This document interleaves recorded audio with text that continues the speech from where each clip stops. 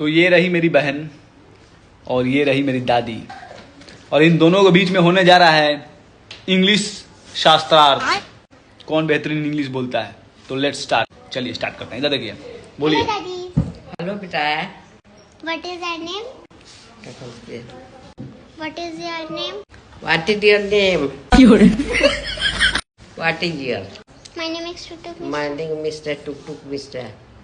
Minding Mishra, took took Mishra. Daddy, where do you live? Live. ये पूछा तारी नु हाँ। कहाँ रहेलू, ये कहाँ रहेलू टुक टुक तू? अपना कमरा में रहना, हैं? कमरा में अपना अरे यार कहाँ रहती है, किस स्थान पे रहती हैं?